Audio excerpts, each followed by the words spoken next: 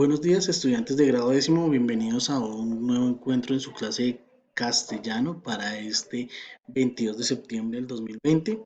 Eh, Como temática para esta semana propusimos abordar un poco lo que fue la literatura española contemporánea, el poder entender un poco ese marco.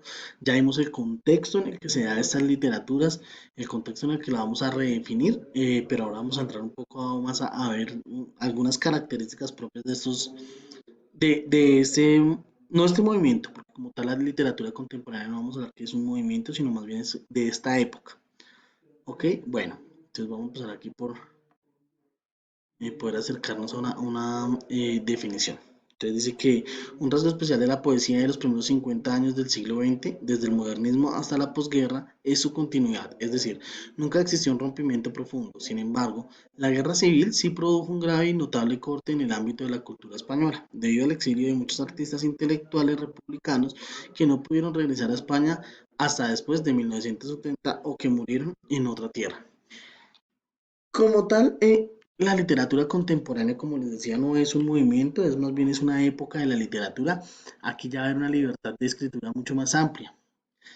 Mm, digamos más amplia no en cuanto a la cantidad de la producción, sino más bien de los estilos.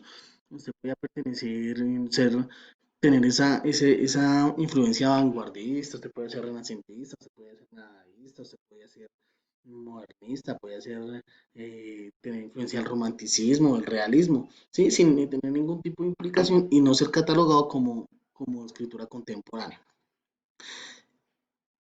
Entre el tiempo de la Guerra Civil Española y la dictadura de Francisco Franco va a ser una condición, no lo hecho como dice en el dicho, como dice la gente popular, la desgracia de unos es la alegría de otros. Entonces, España entra en esta inmersión y en estos tipos de dictadura y en estas situaciones que prohíben y que sesgan muchísimo la producción literaria en el castellano. Para eso dar oportunidad a que los escritores prolíficos de este continente se puedan empezar a comercializar y se puedan empezar a vender, ¿sí? Esta es la oportunidad para que vamos a hablar, nos lo veamos en noveno, que es el tiempo perfecto para entender qué fue el boom latinoamericano. Entonces, el boom latinoamericano es una consecuencia de la Guerra Civil Española, pues la falta de producción de textos en castellano abren los horizontes a las escrituras eh, latinoamericanas para entender y para comprender su vasta producción. ¿Listo? Bueno, vamos a hablar de la España después de la Guerra Civil. Después de la Guerra Civil van a haber tres épocas. La primera la vamos a conocer como la posguerra, que es de 1939 a 1940. ¿Sí? Dura solamente un año. Caracterizada por la difícil situación económica, consecuencia de la destrucción física de la infraestructura y de la pérdida cultural causada por el exilio y la muerte de muchos intelectuales, artistas y escritores. Entonces la posguerra debe hacer el reconocimiento de esas víctimas, empezar a mirar todo lo que se perdió durante esa guerra civil, lo que se incendió, o sea, una guerra civil es muy fuerte, una guerra civil solo trae destrucción. Después de 1940 hasta 1975 vamos a empezar la dictadura. Entonces, significó para España el cierre de sus fronteras a cualquier tipo de influencias extranjeras, es decir, un aislamiento económico, político y cultural. Al mismo tiempo, la dictadura ejerció un control directo de todas las manifestaciones públicas de expresión. Entonces, lo que hace esa dictadura es tratar de mitigar un poco eh, el roce de los españoles con cualquier otras personas del mundo europeo para que no se fueran a subordinar de lo que les había implementado Franco con su tiempo dictatorial, de lo que buscaba esta dictadura. Entonces ya sabían que si llegaban a tener ese tipo de contacto iban a empezar a sublevarse, a levantarse y a promover pues otro sistema político. Vamos a ver el tercer tiempo, que lo vamos a llamar que fue la democracia, que empieza desde 1975 hasta la actualidad. Entonces, el periodo democrático significa para España una etapa de consolidación de las instituciones, de apertura internacional, de progreso y de prosperidad. Nosotros hablábamos de este tema en la clase anterior y entendíamos que esa España tenía unas dualidades en cuanto al sistema democrático, porque ellos también reconocen sistema monárquico, pero que los monarcas son más, la parte de la monarquía está más destinada a como a ese consulado exterior, como a ese roce encargado más a las labores diplomáticas y algunas labores del país, pero y al sector de la defensa, pero que no es como tal todo el sistema político español. ¿sí? Entonces hace parte de ese reconocimiento, sino que aquí nos quedamos encerrados en el cuento de la democracia para los españoles. Es todo el contexto sociocultural en el que vamos a determinar la literatura española contemporánea. ¿Listo? Bueno, eh, los temas. La guerra civil sigue siendo uno de los temas más frecuentes en la narrativa española, pero en los últimos tiempos las novelas históricas y las de aventura han ido ganándose un espacio como los otros dos subgéneros más importantes. Entonces, pues ¿por qué? La novela iba a ser el punto más fácil de hacer llegar la información, de que esa información se plasmara, de que se pudiera visibilizar las condiciones en que estaba inmersa esa España de ese entonces, porque después de que sale esa proliferación y que sea la oportunidad a que salgan los escritores, la necesidad es denunciar todo lo que se vivió ante los hechos de violencia. No siempre, siempre se ha hablado de lo triste que fue la desaparición de Federico García Lorca, ¿sí? Porque es un hecho que no le encontramos una respuesta y que aún hoy en día no sabemos qué pasó con Federico García Lorca, simplemente lo desaparecieron un día, ¿sí? Bueno, vamos a ver que hay una complementariedad entre la novela y el cine. Una de las características del panorama literario actual es la diversidad de obras que son llevadas al cine. Esto ayuda a que el lenguaje verbal pueda llegar más fácil al espectador y también pueda complementar la novela. Nosotros descubrimos que el cine se convierte en una forma de hacer llegar la literatura, ¿cierto? Eh, a todo aquel que no tiene ese hábito lector, que no tiene esa costumbre de leer, que no tiene esa costumbre de asimilar lo que puede llegar a interpretar. ¿Qué pasa, muchachos? Con esa aparición o con ese entendimiento, nosotros podemos determinar de que el cine encontró la meca de su escritura en las novelas de la literatura. Son demasiadas las que se han llevado a adaptaciones y hay demasiadas adaptaciones muy famosas, ¿cierto? Ustedes se ponen a mirar y hay un sinfín de, mm, de películas a las que se ha llevado la adaptación del cine y lo que hablábamos, generalmente nunca logran superar muy pocas logran superar a lo que deja la percepción que deja la lectura de la obra como tal, pues ¿por qué? Porque cuando usted la lee tiene la libertad de ensoñar, de imaginar, de usted mismo recrear el panorama que le está describiendo el escritor. Pero cuando ya está apagado en el cine, ya está obligado, ya tiene un panorama, ya le están obligando a hacer una percepción de las imágenes que describe el autor de la obra, ¿cierto? Y genera unos personajes, ya los estigmatiza, ya los tiene como muy encasillados y no se le permite esa libertad de la imaginación. Literatura contemporánea.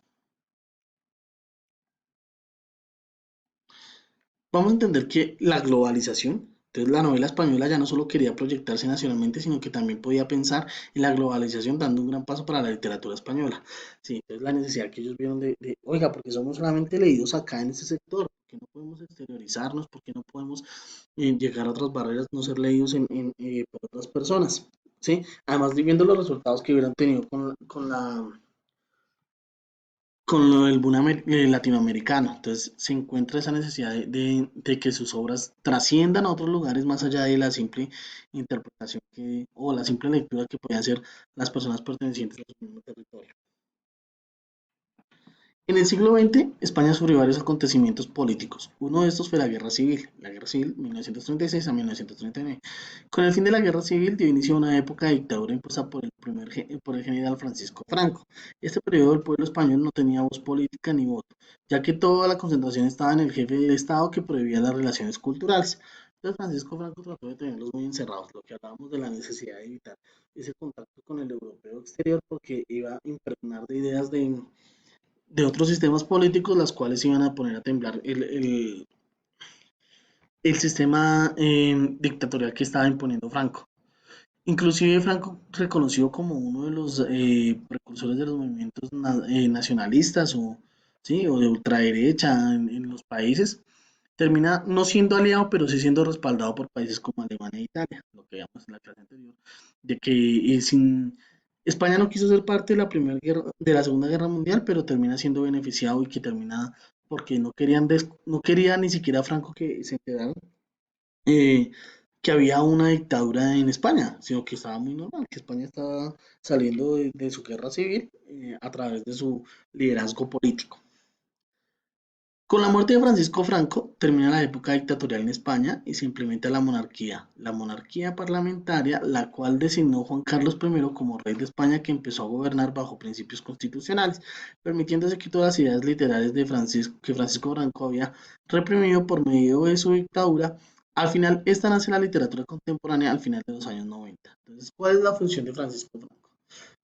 Con la muerte de Franco, ese sistema político mixto que empieza a establecer España con la monarquía parlamentaria, lo que hace es tratar de permitir algunas representaciones culturales más allá de las que tenía reprimidas Franco, con el propósito de que la gente no se subleve y que ya se encuentre como una armonía entre los habitantes del sector. Pero lo que termina desenlazando es que no comprendemos que les retomó mucho tiempo el volver a tomar el impulso y el ánimo con el que venía la producción literaria española. No tenían esa capacidad porque simplemente eh, estaban muy controlados. Los textos, los pocos textos que se producían tenían que pasar primero por las entidades regidas por Franco para que no fueran a sublevar el pueblo. Entonces, y siempre se ha visto que el artista es una amenaza para un sistema político. ¿Sí? En cualquier parte del mundo históricamente se ha determinado que el artista se resulta siendo o visto como una amenaza para la proliferación de ideas que van en contra de los sistemas políticos de momento. Bueno, ¿qué es la literatura contemporánea española? Vamos a ver los subgéneros. Comienzan a surgir nuevos subgéneros dentro del ámbito de la novela, tratando de ampliar el panorama literario. Se incorporaron a finales de los años 70 novelas policíacas, novela negra, eh, novelas de intriga, novelas de ciencia ficción, de aventura, novela rosa y de espionaje. Entonces, es la amplitud de la gama. Ya no podemos hablar de que el escritor de la literatura contemporánea española solamente se rige a un tema, que puede ser la enaltación de la naturaleza, puede ser, no sé, las formas abstractas, no, más bien tiene como una libertad para buscar sobre qué se desea inclinar, ¿cierto? Sobre qué tipo de literatura se desea inclinar. Y hay muchos que terminan siendo incomprendidos, como nuestro amigo Hermes Hemingway, ¿cierto? Hay una intervención del género femenino, que es importante a finales del siglo XX y a comienzos del siglo XXI llega a su máximo esplendor la narrativa femenina gracias a autores nacionales como Ana María Matute, Josefina Aldecoa, Clara James, Ana María Moix, etc. Entonces, también se le da participación a la mujer, esa libertad de que la mujer también pueda producir textos y sean contempladas aún como escritoras prolíficas, no solamente más allá de este cuento de un reconocimiento del género, sino más bien es como esa oportunidad de igualdad, de equidad, ¿sí? Bueno, eso es lo que rodea nuestra literatura contemporánea española. Voy a quedarme con ustedes para responder las inquietudes y las dudas, pero hasta aquí va a llegar la grabación de nuestra clase. Me van a regalar un segundo mientras yo voy a poner a descargar el video, mientras tanto si quieren al chat ya pueden ir formulando sus preguntas. ¿Listo?